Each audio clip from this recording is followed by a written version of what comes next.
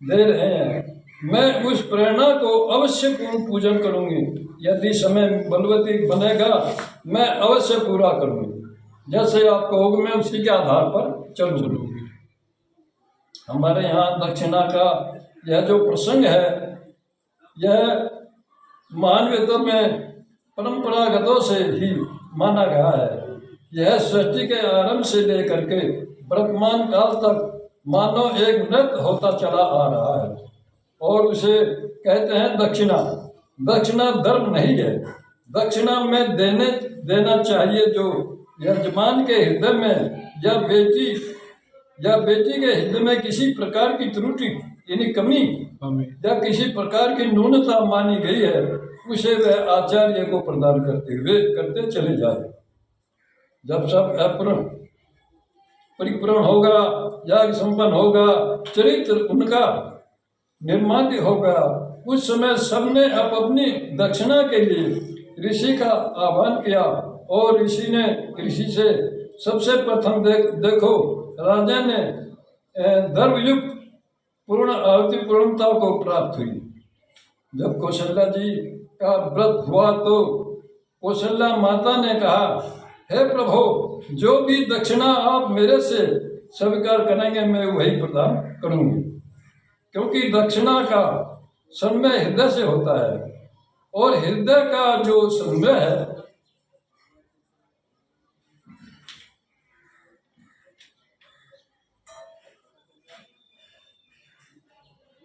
वह श्रद्धा से होता है और श्रद्धा का जो संमय है वह देखो हृदय गंधर्व से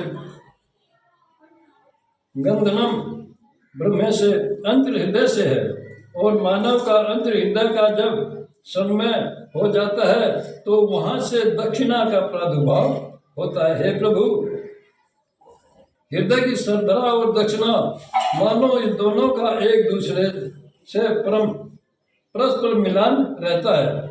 तो हे देवी अमृताम भू, उन्होंने कहा, प्रभु, जो भी आप दक्षिणा मेरे से स्वीकार करना चाहते हैं उद्गीत गाइए, मुखार बिंद से उच्चारण कीजिए।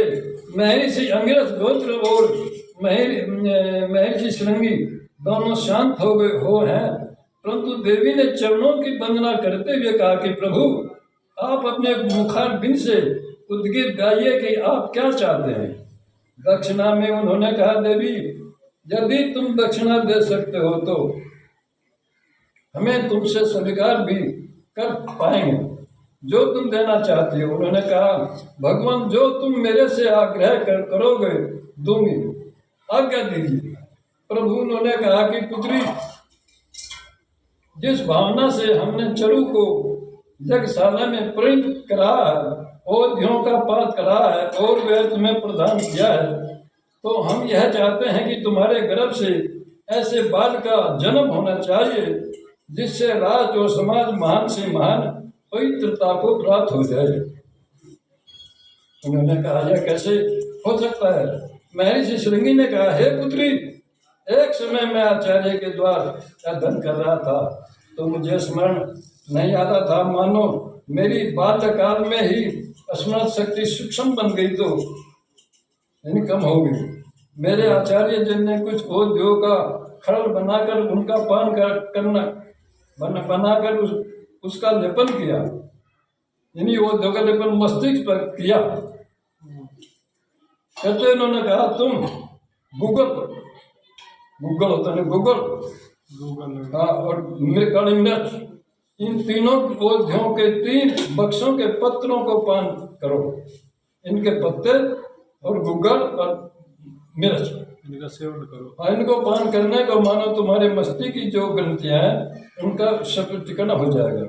उन्होंने कहा कि अनादि दूसरा पवित्र, आपका खाना पवित्र होना चाहिए, शुद्ध होना चाहिए। मुझे जब अन्न के लिए कहा गया, मैंने उसी अन्न को पान करना प्रारंभ कर दिया।